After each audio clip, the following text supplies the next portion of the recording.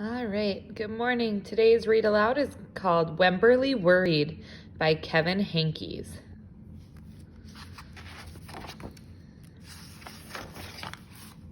Wemberly worried about everything.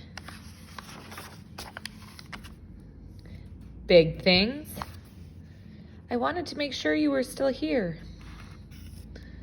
Little things and things in between. Mama, what if I shrink? Wemberly worried in the morning, she worried at night, and she worried throughout the day. You worry too much, said her mother. When you worry, I worry, said her father. Worry, worry, worry, said her grandmother. Too much worry.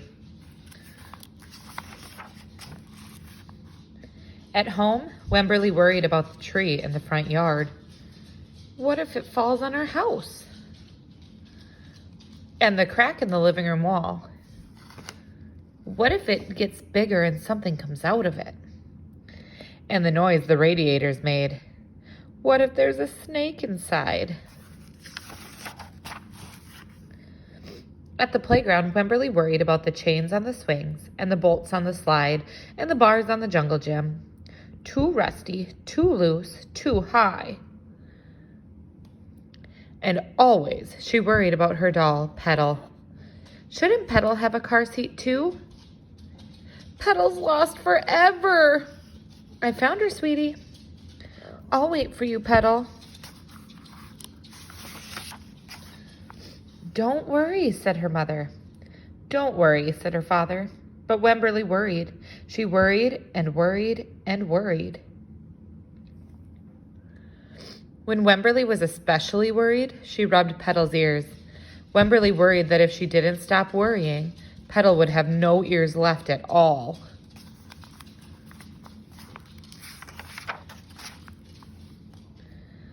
On her birthday, Wemberly worried that no one would come to her party.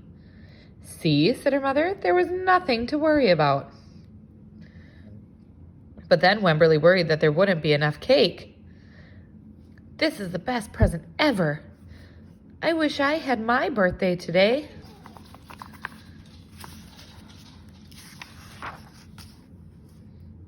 On Halloween, Wemberly worried that there would be too many butterflies in the neighborhood parade. See, said her father, there was nothing to worry about. But then Wemberly worried because she was the only one. You worry too much, said her mother. When you worry, I worry, said her father.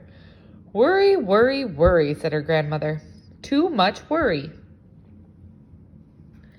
Soon, Wemberly had a new worry, school. Wemberly worried about the start of school more than anything she had ever worried about before. I loved school. By the time the first day arrived, Wemberly had a long list of worries.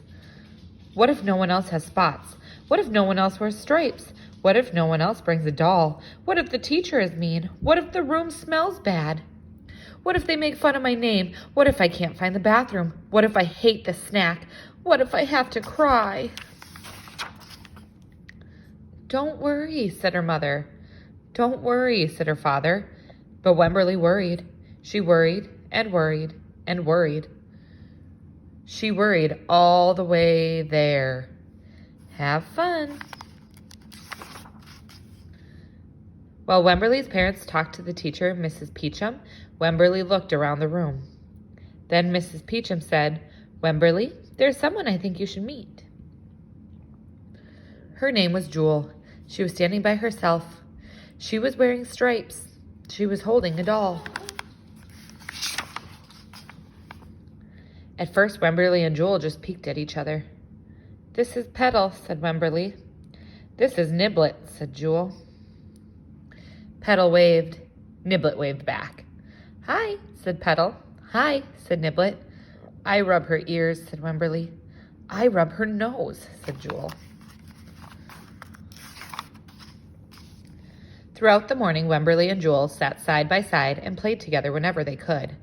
Petal and Niblet sat side by side, too. Wemberly worried, but no more than usual, and sometimes even less. Before Wemberly knew it, it was time to go home. "Come back tomorrow," called Mrs. Peachum as the students walked out the door. Wemberly turned and smiled and waved. "I will," she said. "Don't worry." The end. And if you heard during our read aloud, my little guy RJ must be worried about something too. Say hi, RJ. Have a good day.